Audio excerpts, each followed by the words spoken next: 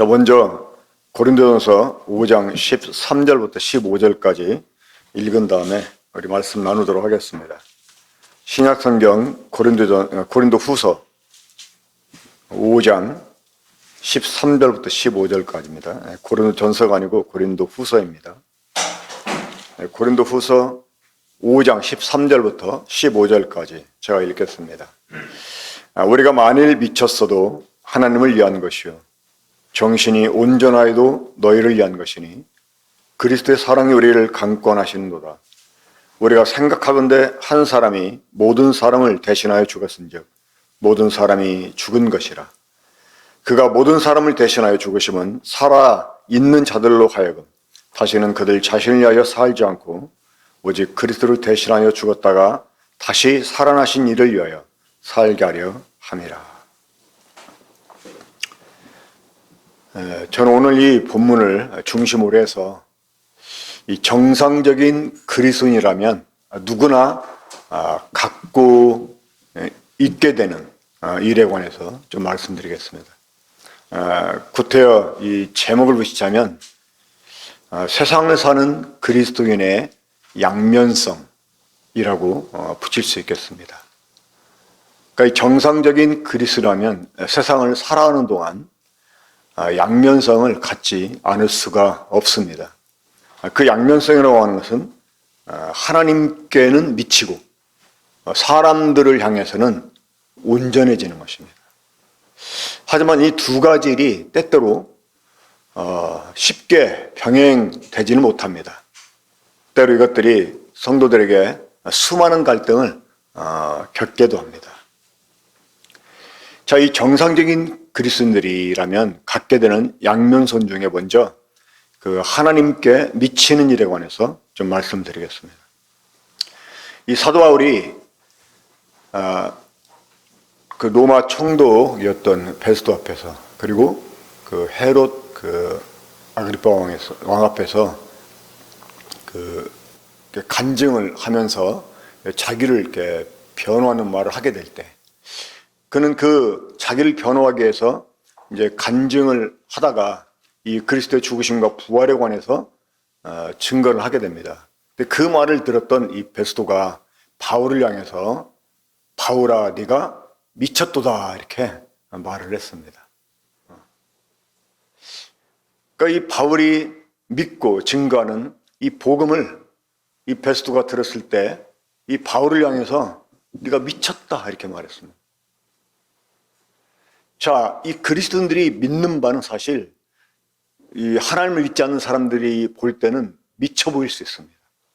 왜냐하면 말도 안 되는 얼토당토않는 그런 내용들을 믿는 것 같으니까 정말 미쳐 보일 수밖에 없습니다. 그런데 그것들을 아주 확신 있게 증거를 해요. 그러니까 더 미쳐 보일 수밖에 없을 것입니다. 그러니까 이 성도들은 자신들이 믿는 것 때문에 또 자기들이 사람들에게 전파하는 것 때문에 미쳐 보일 수가 있습니다. 하지만 이 베스도는 바울에게 단순히 미쳤다 이렇게 말하지 않고 너의 많은 학문이 너를 미치겠다 이렇게 또 표현했습니다. 자, 사실 이 베스도가 그 바울을 향해서 미쳤다 이렇게 말했지만 그 실제로 바울이 미쳤다고 생각했겠습니까? 아마 그렇게 말은 했지만 이 바울이 미쳤다라고 그는 그 생각을 계속해서 갖고 있지는 못했을 것입니다.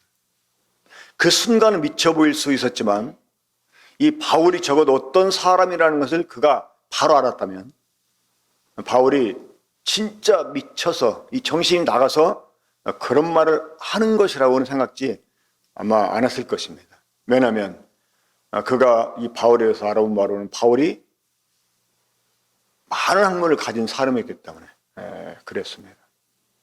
자, 이 하나님께 미쳐 보이는 것과 또 다른 면으로는 온전하게 보이는 모습은 정말 어쩌면 이 그리스도인들이 가져야 되는 이 균형이라고 말할 수 있습니다. 마치 밖에 마차의 그 두 바퀴처럼 또 이 동전의 양면석처럼 이게 때로는 갈등을 갖게도 하지만 이 갈등으로만 남게 되는 것이 아니라 이것이 더 온전하게 이 정상적인 그리스도인의 모습을 하나님과 사람들 앞에 보여주게 됩니다. 고린도서 5장 11절로 보면 이런 말씀이 있습니다. 우린 주의 두려우심을 알므로 사람들을 권면하거니와 우리가 하나님 앞에 알려졌으니 또 너희 양심에도 알려지기를 바라노라. 그러니까 하나님 앞과 사람들 앞에 동시에 알려지길 바라는. 그러니까 어떻게 보면 하나님께 미쳐있는 것처럼 보이기도 하지만 그러나 그것이 어떻게 보면 또 완전한 것이라고 하는 것을 사람들에게 알게 해주는 그러한 이 균형 있는 모습이 이 정상적인 그리스도인들이 가져야 되는 양면성이라고 생각을 합니다. 하지만 우리가 이 사람들을 향해서 온전하게 보이는 모습보다도 더 우선되어야 될 것들이 사실은 하나님께 미쳐 보이는 것입니다. 이 하나님께 진짜 미쳐 있는 사람이 또 사람들 향해서 온전한 모습을 보여줄 수 있기 때문에 그렇습니다. 사도 바울은 하나님 앞에도 알려지기 원하고 또 사람들의 양심에도 알려지기를 원했습니다. 그래서 그는 13절에서 그렇게 말씀했던 것입니다. 우리가 만일 미쳤어도 하나님을 위한 것이요 정신이 온전하여도 너희를 위한 것이니. 그러니까 하나님을 위해서는 미친 사람이 되고 사람을 위해서는 온전한 사람이 되는 이것이 이 정상적인 그리스도인의 모습이다라고 말할 수가 있습니다. 우리는 사도 바울이 정말 하나님을 위해서 미쳐 보이는 이런 그 모습을 그가 쓴 서신서에서 많이 찾아볼 수가 있습니다. 자, 그러기 전에 먼저 이 미쳤다는 말이 무슨 의미를 갖고 있는지 좀 생각해 봅시다. 자, 우리 흔히 미쳤다 그러면 나쁜 의미로는 정말 그 정신이 나가가지고 잘못된 이런 그 의미로 우리가 생각해 볼 수 있어요. 그렇죠? 하지만 종종 이 미쳤다는 말은 이 긍정적으로도 많이 사용이 됩니다. 어떤 뭐 학문에 미쳐서 무슨 뭐 과학에 미쳐서 의학에 미쳐서 그래가지고 막 그 어떤 분야에 막 미쳐가지고 결국은 성공에 이르는 그런 경우는 아주 긍정적인 것이 그렇죠. 그러니까 이 미쳤다 하는 말은 그래 다른 말로 하면 푹 빠지다, 또 사로잡히다, 뭐 집중하다, 이런 의미가 있습니다. 흔히 사람들이 그러잖아요. 내가 요즘 막 무엇에 미쳐 지금 살고 있다. 근데 이제 그것이 무엇에 미쳐 있냐, 그게 좀 이제 중요하긴 하죠. 그렇죠? 그러니까 그 미쳤다는 말이 나쁜 의미로만 사용되는 건 아닙니다. 정말 이 정상적인 그리스도인이라면 하나님께 미친 사람이 되어야 됩니다. 왜 그럴까요? 바로 그 이유 중에 첫 번째는 하나님이 우리에게 미치셨기 때문에 그렇습니다. 오늘 예배를 하면서도 참 그 부분을 생각했을 때 정말 울컥하지 않을 수가 없었어요. 하나님이 우리들에게 미치셨잖아요. 그렇죠? 정말 이 죄인들을 위해서 아들을 내어주다니, 그것도 독생자인 아들을 내어주다니, 이거 정신 나간 거 아닙니까? 하나님인 것도 알아보지 못하고 막 자기를 향해서 참남하다고 외치는 이런 사람들을 위해서 십자가에 못 박혀 죽는 일이 정신 나간 일 아닙니까? 얼마나 미쳤으면 그런 일을 하셨겠습니까? 그러니까 하나님이 우리에게 미쳐 계셨어요. 지금도 여전히 하나님 우리에게 미쳐 계십니다. 그러니까 가능성이 없어 보이는, 스스로도 포기할 수밖에 없는 이런 우리를 하나님이 지금도 포기치 않고 계속 인내하시면서 우리를 기다려주시고 우리를 도와주시고 자비를 나타내 주시고 그러지 않습니까? 그러니까 이런 하나님께 미치는 일은 정말 정상적인 그리스도라면 너무나 당연한 일입니다. 근데 문제는 사람들이 이 하나님께 미쳐 살지 못한다는 거예요. 그러니까 하나님께 미쳐 살아야 되는데 다른 것에 미쳐 산다는 거예요. 고린도후서 5장에서 사도 바울이 우리가 미쳤어도 하나님을 위한 것이라고 말하기 전에 그가 말씀한 내용을 우리가 살펴보면 사도 바울이 특별히 어떤 부분에 미쳐 있었는지 알 수 있게 됩니다. 우리 5장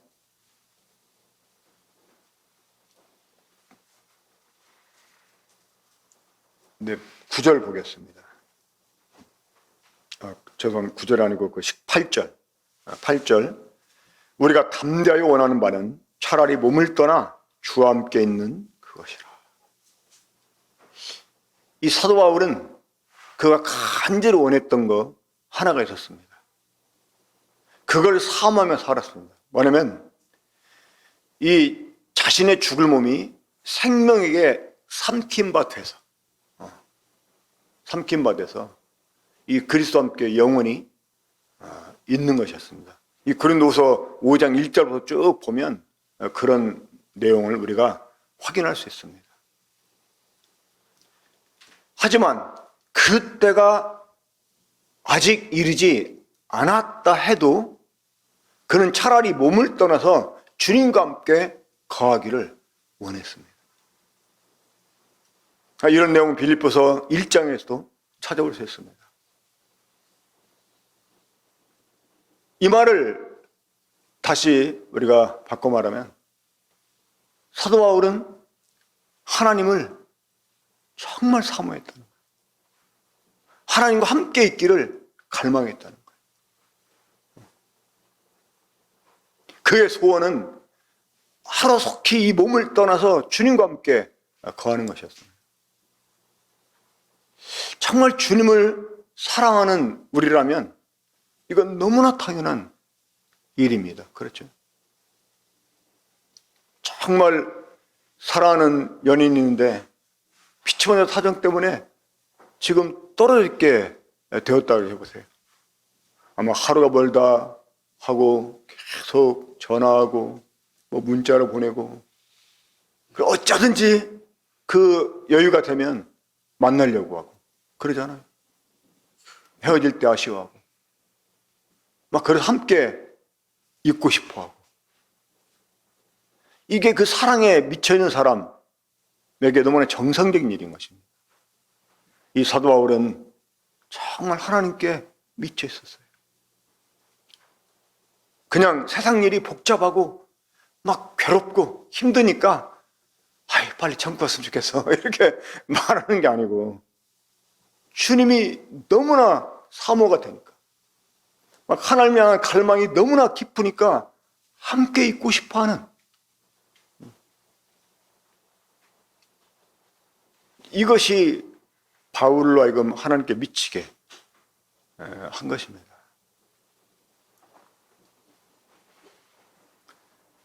그러니까 죽는 일이 온다고 했을 때 그걸 피하려고 했겠습니까? 고린도전서 15장 31절인가요? 나는 날마다 죽노라 라고 고백한 것이요. 그냥 내가 그리스도와 함께 죽었다. 그러니까 나는 죽은 자다. 이걸 인정해가지고 나를 그냥 영적으로 죽음에 넘겨준다. 이런 그런 고백이 아닙니다. 실제로 죽을 일이 자기에게 주어졌을 때 피하지 않았다는 것입니다. 성도들이 막 피하게 해서 어거지로 그가 피한 적은 몇 번 있었습니다. 하지만 그는 구태 죽음을 피하려고 하지 않았어요. 그러니까 이 주님과 함께 있기를 사모하니까 오히려 그 죽음이 반가울 수 있습니다.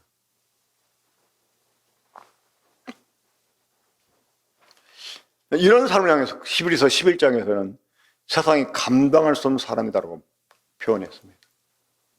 세상에서 최고의 위협이 무엇입니까? 죽여버린다는 거예요. 근데 더 좋은 부활을 바라고 구차하게 그것을 면하려고 하지 않는 거예요. 그러니까 세상이 감당할 수 없는 것입니다. 그러니까 차라리 몸을 떠나 주님과 함께 거하기를 원하는 이런 그 마음이 가득해 있기 때문에 이 죽을 일이 왔을 때 그 죽음을 구태여 피하려고 하지 않았다는 것입니다. 우리가 우리에게 미쳐 계신 하나님께 우리 역시 미친 자가 된다면 그 어떤 것보다 주님과 함께 있기를 사모할 것입니다. 제가 막연한 사모가 아니라 정말 주님과 함께 있기를. 그러면 그 결과는 무엇으로 나타날까요? 구태여 죽을 일이 내게 왔을 때 그걸 피하려 듣지 않는다고 하는 것입니다. 그렇게 될 때 또 어떤 결과가 우리에게 생겨날까요? 주님을 위해서 무엇이든지 할 수 있게 된다는 것입니다. 그분의 말씀이라면 무엇이든지 할 수 있게 된다는 것입니다. 우리는 때때로 우리 안전을 살피고 앞뒤를 계산해서 일을 할까 말까 망설입니다. 근데 차라리 몸을 떠나 주님과 함께 있기를 원하는 이런 정말 사모하는 마음이 그를 사로잡고 있다면 차라리 죽음이 반가울 수 있습니다. 이게 빌립보서의 사도 바울이 보여준 모습이었습니다. 그러니까 하나님이 어떤 걸 말씀해도 기꺼이 그것을 순종하려고 하는 이런 마음이 있는 것입니다. 그것이 다른 사람을 향해서는 온전한 것으로 나타나게 됩니다. 왜냐하면 이 다른 사람과의 관계 속에서 내가 어떻게 돼도 정말 지금 내가 미쳐있는 하나님을 위해서 무언가를 한다고 하는 이 생각 때문에 이 사람들과의 관계에서 어떠한 그 내가 취급을 받아도 그걸 기꺼이 감당해 내려고 하는 이런 자세로 임하기 때문에 다른 사람에게는 우리가 온전한 사람으로 나타날 수 있게 된다고 하는 것입니다. 특별히 그것은 이제 우리에게 주어진 이 직책과도 관계가 있는데 고린도서 5장 계속해서 보겠습니다. 18절부터 봅니다. 모든 것이 하나님께로서 났으며 그가 그리스도로 말미암아 우리를 자기와 화목하게 하시고 또 우리에게 화목하게 하는 직분을 주셨으니 곧 하나님께서 그리스도 안에 계시사 세상을 자기와 화목하게 하시며 그들의 죄를 그들에게 돌리지 아니하시고 화목하게 하는 말씀을 우리에게 부탁하셨느니라. 그러므로 우리가 그리스도를 대신하여 사신이 되어 하나님이 우리를 통하여 너희를 권면하시는 것 같이 그리스도를 대신하여 간청하노니 너희는 하나님과 화목하라. 하나님께서는 우리를 그리스도 안으로 불러주셔서 하나님과 화목하게 해주시고 우리에게 화목하게 하는 직분을 주셨습니다. 그래서 우리는 그리스도를 대신한 사신이 돼서 이제 이 땅을 살아가게 됩니다. 그러니까 우리가 다른 사람을 대할 때는 이제 그리스도를 대신한 하나님의 사신으로 우리가 대하게 되는 것입니다. 자, 사신에게 가장 중요한 그 사명은 이 자신을 보내신 분의 뜻을 확실하게 정확하게 전달하는 것입니다. 근데 그것이 상대방과의 화목을 위한 것이기 때문에 우리가 정말 그 사람들 앞에서는 온전하게 나타나야 되는 것입니다. 그렇지 않습니까? 그 사람이 맨 처음에 우리를 볼 때는 미친 사람처럼 보일 수 있겠지만 하지만 우리의 온전함이 어떠함을 그 사람이 딱 발견하게 될 때는 아, 이 사람이 하는 말이 미친 말이 아니구나. 이것을 그가 또한 인정하게 되는 것입니다. 이 그리스도께서 죽으셨다가 부활했다고 하는 이 사실을 사도 바울이 전파했을 때, 자, 이런 것들을 접해보지 못한 베스도는 네가 미쳤다라고 말했지만 이 사도 바울이 어떤 사람인지를 그가 제대로 알게 되었다면 그런 생각을 계속해서 갖지 않을 수도 있을 것입니다. 네, 한국의 지성인이라고 문지성이 아니고 한국의 그 지성을 대표하는 사람들이 있죠. 그 중에 이어령 교수라고 여러분 잘 아실 것입니다. 근데 그분이 원래는 무신론자였습니다. 근데 미국의 딸이 크리스천이었는데 암에 걸려서 아마 이제 그 투병 생활할 때 그 딸을 방문했다가 오히려 딸을 통해서 이제 전도가 되고 그래서 이분이 이제 거듭나시게 됐다고. 그러니까 지금 제가 알고 있는 게 정확한지 아닌지 모르겠습니다만은 제가 이제 그 글로 읽을 때는 그렇게 이해하고 있습니다. 그런 이분이 자신이 이제 예수 그리스도를 믿는 사람이고 그래가지고 이분이 그런 글들을 막 신문에 뭐 이 대중 정보의 전달 매체 이런데 기고하고 막 그러셨어요. 자, 그분이 어떤 분이라는 것을 잘 알고 있던 사람들이 그분이 예수 그리스도를 증거하는 말을 들었을 때 어떠한 그 태도를 보이게 될까요? 이 사람도 미쳤네. 뭐 이렇게 반응하는 사람도 있을 수 있겠죠. 그죠? 하지만 그분이 지성적인 사람이라는 것을 알고 있는 사람이라면 그런 부분에 신뢰하고 있던 사람이라면 그분이 하는 말을 진지하게 아마 생각하지 않을 수 없을 것입니다. 그러니까 비록 우리가 하나님께 미친 사람으로서 정말 하나님을 위해서 우리가 살고 있지만 그리고 그런 모습이 일반 사람에게 미쳐 보일 수 있지만 우리가 광신자가 아니라 우리의 생활의 모든 걸 다 내팽개쳐버리고 그냥 막 종교에 빠져가지고 미쳐 사는 뭐 살림이고 뭐고 막 자식이고 뭐고 남편이고 뭐고 막 그냥 교회만 쫓아다니는 이런 그 광신자 이런 사람은 정말 광신자죠. 그런 경우는 정말 잘못된 거죠.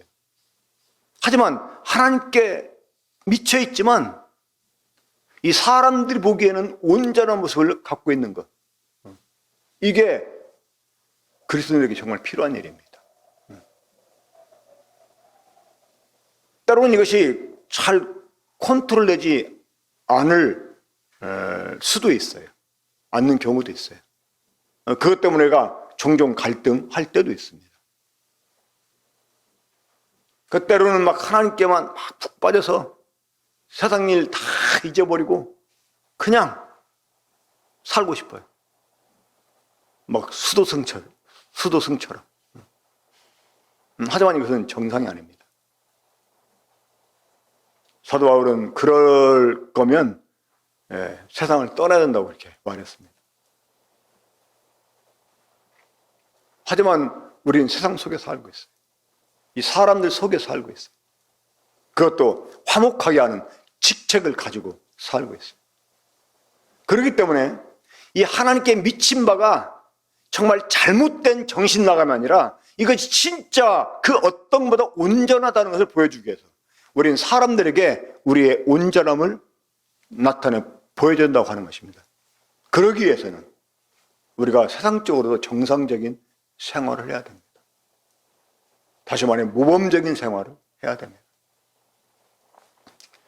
한 그 선교회 간사로라는 사람이 있었습니다. 그 사람이 대한항공 직원이었는데 이제 내근직이었죠. 근데 이 사람은 그 한때 뭐 그런 드라마가 있었나요? 직장의 신인가? 그게 아마 일본에서 이렇게 나온 드라마를 한국에서 리메이크 해가지고 오히려 뭐 일본으로 다시 뭐 수출됐다고 하는 그런 얘기를 들었는데 그냥 거기는 아주 계약한 내용대로만 탁탁 그냥 하는 거예요. 그런 거. 그 아무리 회사 일찍 가도 9시가 안 되면 자리에 안 앉아요. 9시 딱 되면 앉고 그리고 6시 되면 칼퇴근합니다. 근데 이 일은 아주 막 똑부러지게 몇 사람분의 일을 처리해버리는 거예요. 막 사람들이 맨 처음에는 불만을 갖다가 나중에는 이제 인정하게 되는 뭐 아마 그런 내용의 드라마 같아요. 근데 이 선교의 간사가 바로 그런 사람이었습니다.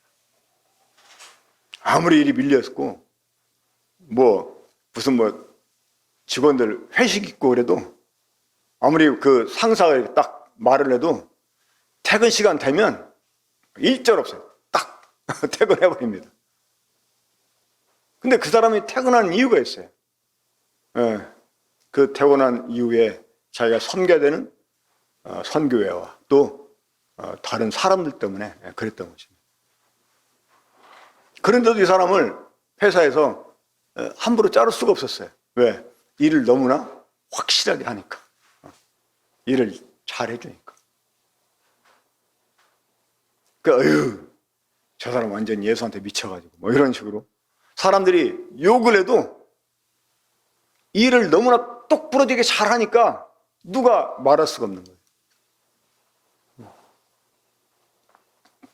사람 앞에 두고 뭐 이런 얘기하는 거 조금 그렇습니다만 우리 예승 형제 한번 내가 예승 형제 이제 기숙사에 데려다 주는데 차 안에 이런 간증하더라고요.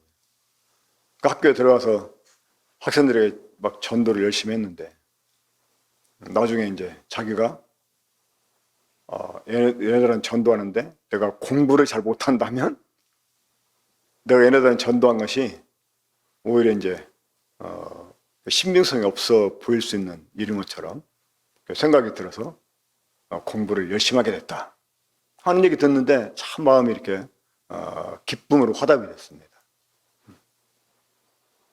그러니까 학생이 할 공부는 안 하고 맨 교회만 쫓아다니고 시험 보면 막 F학점 맞고 뭐 이러면서 그러면서 막 또 입만 열으면 막 전도하고 이러면 누가 그 사람을 신뢰할 수 있겠습니까? 그런 경우에는 저는 완전히 예수한테 미쳐서 그 미침은 잘못된 미침입니다. 사실 그렇잖아요.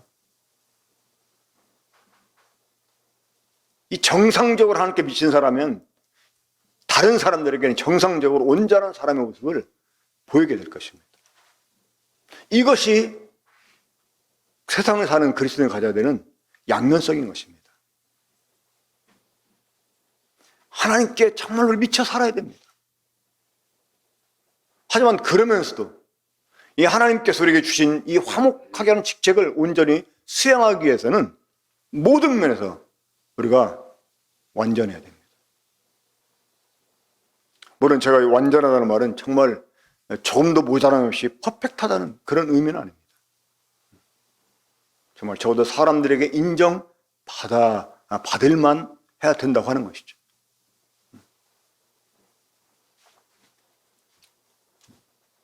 그래야 할 때 정말 하나님께 미쳐있는 우리 모습 보면 사람들이 절대로 손가락질 하지 못할 것입니다.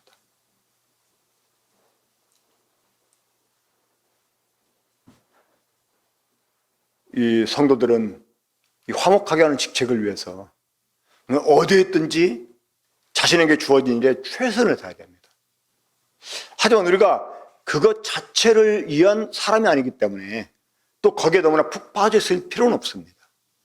하지만 이런 균형 맞춤이 참 필요한 일입니다.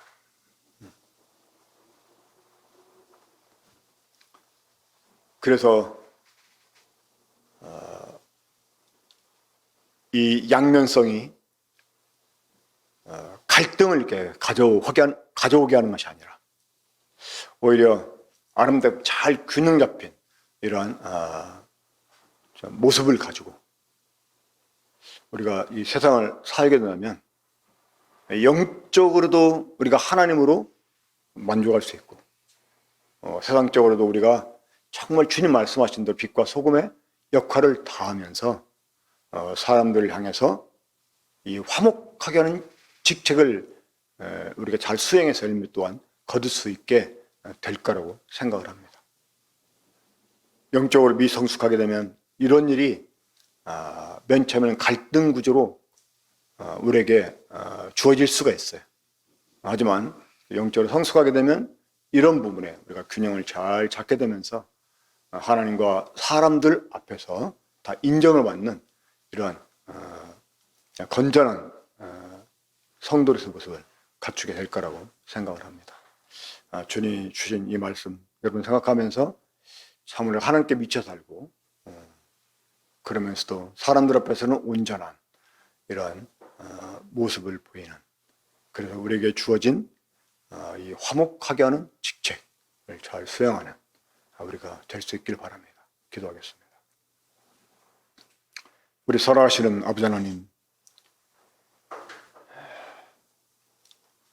우리를 향해 미쳐 계시는 하나님의 사랑을 우리 마음 가운데 부어주셔서 우리 또한 하나님께 미쳐 사는 것이 너무나 당연한 일인 것을 말씀해 주시고, 그러나 그 당연함이 다른 사람을 향해서는 온전한 모습으로 나타나게 되는 이 양면성에 대해서 또 말씀해 주시니 감사를 드립니다. 아버지 하나님, 이것이 우리들에게 갈등을 일으키는 요소가 아니라 오히려 완전함을 갖추게 하는 그러한 균형이 되게 해주셔서 우리가 이 땅을 사는 동안 정말 주님으로 흡족함을 누리고 또 세상을 향해서도 주님 아름다운 열매를 맺는 그런 저희가 될 수 있게 해주시기 원합니다. 오늘 주신 말씀 감사를 드립니다. 이 모든 것을 주 예수 그리스도 이름으로 기도합나이다. 아멘.